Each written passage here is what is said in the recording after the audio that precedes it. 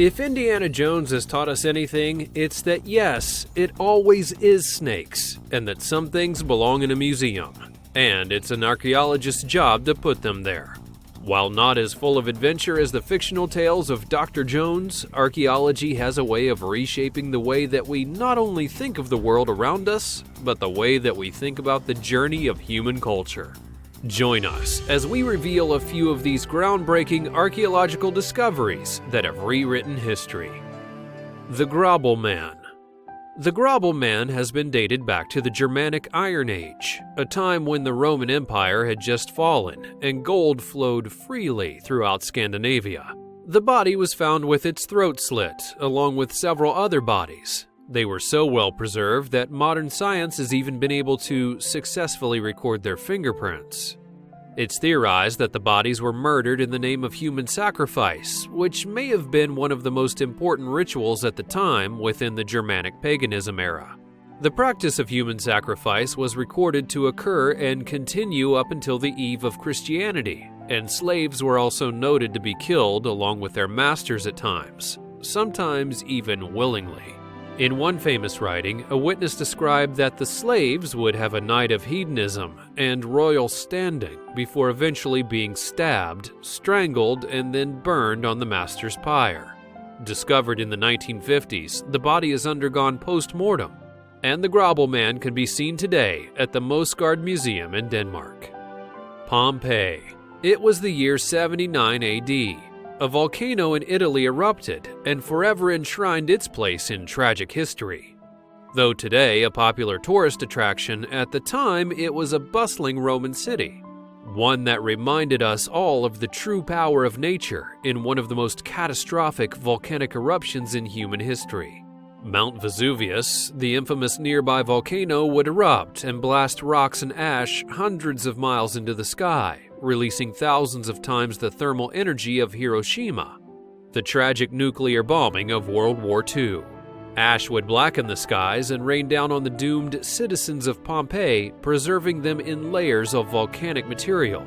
The people themselves would have been trapped and died instantly from the superheated air in their lungs, and their muscles were forced to contract, leaving them hunched over and trapped in ash for almost 2,000 years. Discovered once again in the 1740s, archaeologists were amazed to find that the dust had kept the city as it was all those years ago, even finding fruit, bread, and other household items. The citizens and animals remain there to this very day, preserved for science, and millions of visitors over the years. Tutankhamun's tomb. Over 3,000 years ago, Egypt stood as a pillar of power within the old world, and none were as powerful as the pharaoh, the god-kings of the land. Egypt being known for its complete union of religion and state, the pharaoh was head of both, and their word was law. One of the most famous of all, however, was Tutankhamun, otherwise known as King Tut. Becoming king at the age of only 9 or 10, Tutankhamun would only live to be around the age of 19, with his death remaining a mystery, though some scientists believe that he died of malaria or a similar disease. As is customary with the Egyptian belief and culture at the time, the fallen pharaoh would be mummified after his death, a process which saw the removal of many organs, and his wrapping in cloth, preserving the remainder of his body. Though short-lived in life, his death has provided many more years of activity after the discovery of his tomb in the year 1922. King Tut's mummy sparked a worldwide interest in pharaohs and the ancient Egyptian culture, and he became a major part of the curse of the pharaohs.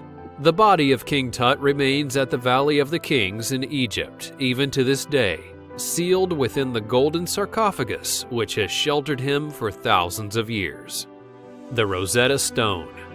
The legend of the Tower of Babel tells of an angry god, one who was upset with the pride of man, scattering the people of the world and making them speak different tongues so that none would be able to understand each other. Language has connected people as much as it's driven them apart, and finding ways to decipher the languages of ancient times has always been a huge challenge for historians and archaeologists alike. The famous Rosetta Stone was a godsend for those who wanted to understand the writings of history, and it finally translated 3 of the most popular languages of the time, leading to the deciphering of the cryptic ancient Egyptian hieroglyphs. Made of a sturdy dark rock similar to granite, the stone has a detailed decree issued by the ruler of Egypt at the time. This decree details divine cults and was issued in the city of Memphis in Egypt, likely moved during the Christian or medieval period. It would then be discovered by one of the soldiers of the Napoleonic expeditions of Egypt in the year 1799, and apparently it was being used as a construction material. It would be the catalyst that would capture the attention of the people as the opportunity to finally decipher the ancient hieroglyphic language, which was to that point not understood, would be made true. The Terracotta Army.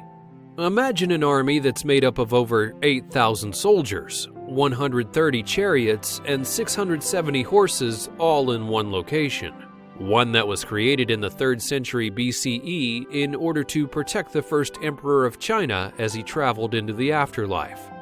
With the project employing some 700,000 workers, it all began soon after a young prince turned 13 years old and would be built over the years as the prince would conquer other warring states, all in an effort to unify China. This prince would later come to create the name emperor while starting the first dynasty and began a new era of history for China. He united the walls of China into one full Great Wall. And before his death, while searching for the secret to immortality, he created his mausoleum, which his Terracotta Army was designed to guard.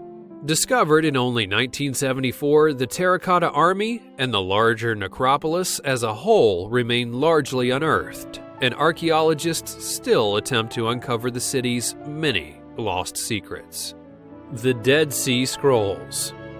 The famous Dead Sea Scrolls capture the curiosity of many, and this spot on our list for their intense significance in both historical and religious contexts. One of the oldest known works of the Hebrew Bible, the Dead Sea Scrolls, themselves just a part of the Qumran Cave Scrolls, are a group of 981 works of writings, estimated to be from between the 3rd century BCE to the 1st century of the Common Era. Written primarily in Hebrew, along with some Aramaic and Greek, they are ancient texts of Judaism, mostly scrolled on simple pieces of papyrus. Thankfully, due to the dry atmosphere of the nearby Dead Sea, along with the condition of the caves, the scrolls themselves were remarkably well preserved and managed to still be readable when shepherds first found them in 1946.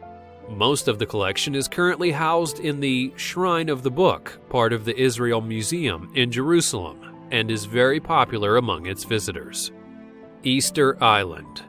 As one of the most remote places on Earth, Easter Island is home to not only an interesting history, but a subject of great interest for many because of its famous statues that surround the small island. Part of Chile, Easter Island was home to the early Rapa Nui people, who likely traveled by canoe in order to settle on the island before eventually thriving and creating a distinct and independent culture. The Easter Island heads, as they're commonly known, are actually whole-body monolithic statues that have disproportionately large heads representing the dead ancestors of the tribe. They were created en masse and have varying weights and size, with the belief that the larger the statue, the more mana the chief who ordered it would have. It would later become somewhat of a status symbol amongst the people, with heavy competition to see who could actually create the biggest one. Now, how the statues were moved across such large distances with early age tools is still a bit of a mystery to scientists. However, some theories that have been presented have varying degrees of success. The culture itself would eventually begin to fall after rat overpopulation made way for deforestation, leading to famine, war, and the eventual major decline of the Easter Island culture. When visited by Europeans in 1722, the civilization was just a fraction of what it once was, and today the island still houses some of the original inhabitants. And it has a tourism-based economy with many flocking from around the world to see the famous statues. The Cave of Altamira. This is a 1,000-meter-long cave where a few members of a young humanity, along with some animals, would take shelter. There, the inhabitants created cave paintings showing animals, handprints, and various abstract shapes. This valuable artwork was discovered in 1879 by an archaeologist's daughter. And afterwards, the site would be converted into a popular, scholarly, and tourist destination. That was until its closing due to the damage caused by a large number of visitors. It remains there to this day, a memory of the times when early humans would explore the earth, and Neanderthals would bore humans with tales of an age when wheat cost only a pebble. So there you have it, discoveries that changed our very perception of the culture and our own history. Were there any additions that you would have added to our list? And what archaeological discoveries have changed your life? Let me know all about it in the comments below. January 2016 was also the month of the first successful head transplant carried out on a monkey by Chinese scientists. Now, it might seem a little bizarre, but this is really a significant progress for neuroscience.